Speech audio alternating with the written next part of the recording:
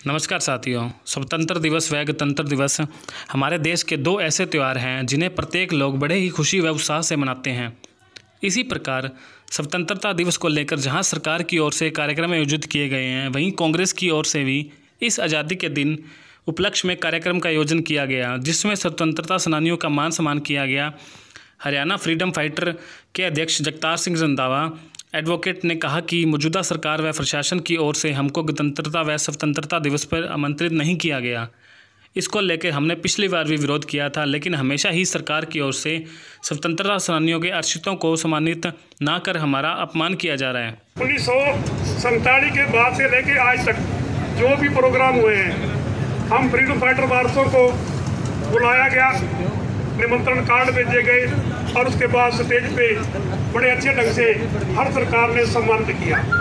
लेकिन अब जो ये सरकार मौजूदा सरकार है, मैं कहना नहीं चाहता था, लेकिन फिर भी जो बात है वो कहने के लिए मेरे को गुरेज भी नहीं है। इसका कोई अर्थ और निकाले तो निकाले। 5-7 साल हुए हैं, इसे स्वतंत्र सेनानी को दरकिनार कर दिया गया है। पिछली बार कार्ड नहीं भेजा था तो हमने एजुटेशन किया फ्रीडम फाइटर वारसों ने कि हमें जिनकी बदौलत जो हमारे पूर्व देश शहीद थे, उनकी बदौलत अगर देश को आज़ादी मिली और उनको बुला लिया जाए तो फिर ये इस पर्व का क्या मंतव्य रह जाता है। मैंने और मेरे जो फ्रीडम फाइटर वारस जो अपने इस इलाके के हैं, उन्होंने इस चीज़ का रोष प्रकट किया, लेकिन उसके बावजूद भी प्रशासन के कानों पर जूं नहीं रहेंगी। अब की बार हमें किसी को कोई कार्ड नहीं गया, तो मैं हैरान होता हूं कि इस सरकार में लोकतंत्र सेनानी जो है उनको तो बुला लिया जाता है, पेंशनें दे दी जाती हैं।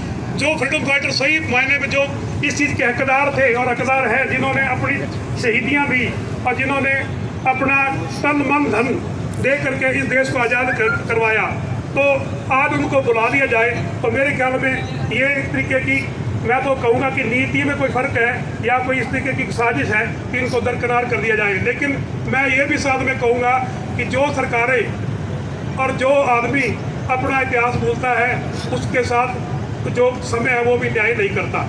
मैं इस पे ज़्यादा ना कहता हुआ मैं फिर अपनी यही बात कहूँगा कि जो हमारे ये जो दो पर्व हैं, इसको हमें पूरे सम्मान के साथ जो है वो मनाना चाहिए और इसमें प्रशासन की और शासन की और हम सब लोगों की एक जिम्मेवारी, सामूहिक जिम्मेवारी बढ़ती है कि हम इस पर्व को मनाएं। लेकिन अगर ऐसा नहीं किया गया या ऐसा नहीं किया जा रहा तो उसके पीछे क्या है वो सब लोगों का आज हर आदमी समझदार है और इस चीज़ को समझता है कि क्यों नहीं किया जा रहा।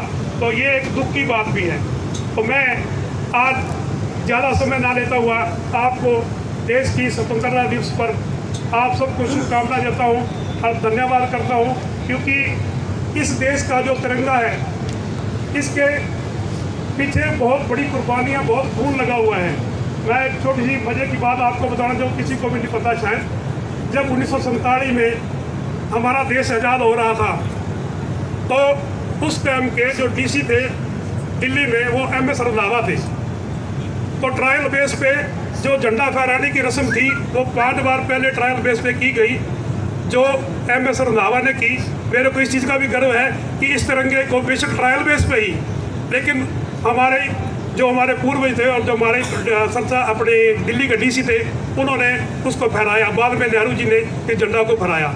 तो इस झंडे से तो हमारा बहुत लगाव है, फ्रीडम फाइटर होने के नाते भी और दूसरे तरीके से भी हमारी आन बान और शान है। मैं ज़्यादा समय ना लेता हुआ इतने शब्द ही कहकर अगर कोई बात मेरी किसी को पिंच करे तो मैं माफ़ी चाहूँगा, लेकिन सरकार की जो बात है उसके लिए मेरे से नहीं रहा गया, मैंने कही है। आप सबका धन्यवाद, मेरे को आपने सुना। जय हिंद।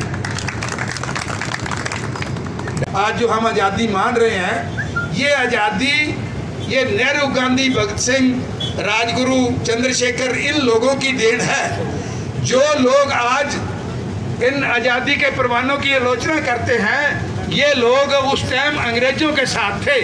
RSS ने आज से 5 साल पहले तक, 7 साल पहले तक इनका जो हेडक्वार्टर है अपना नागपुर, अपने हेडक्वार्टर पे राष्ट्रीय ध्वज नहीं फैलाया था।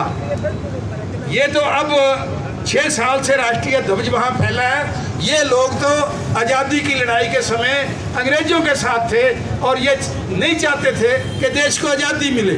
लेकिन ठीक है, चलते चलते तब्दीलियाँ आती हैं, वो जनरेशनें चली गई, नई जनरेशन आ गई, नई जनरेशन को नहीं पता कि उस टाइम देश के क्या हालात थे, कैसे इस देश को खड़ा किया गया है। लेकिन आज उस अज्ञानता का फ़ायदा उठा के आज की जो मौजूदा सत्ता में जो पार्टी बैठी है वो हमारे, देखिए नेहरू एक बहुत बड़े परिवार से होते हुए भी 10 साल उसका जेल का जीवन बनता है, 10 साल का, 10 साल तक कभी उसने 2 साल जेल में रहा, कभी 6 महीने रहा, कभी 4 महीने रहा, कुल मिला के उसकी ज़िंदगी के 10 साल जो है जेल में बीते हैं। उसके बाद इंदिरा गांधी अगर मरी तो इस देश के लिए उसने शहीदी दी, इस देश के लिए।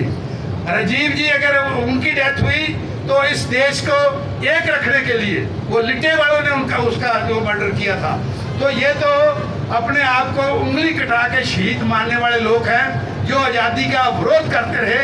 आज वो लाल किले पे खड़े होके पता नहीं क्या क्या लोगों को गुमराह कर रहे हैं। तो साथियों, ये कई बातें वैसे करने की नहीं होती। आज 15 अगस्त है, लेकिन असलियत से भी जानू करवाना जो है ना लोगों को, ये भी हमारा फर्ज बनता है, धर्म बनता है। तो आज इस पर्व मौके पे आप लोग सभी लोग यहाँ आए, टाइम आपने निकाला, आपका बहुत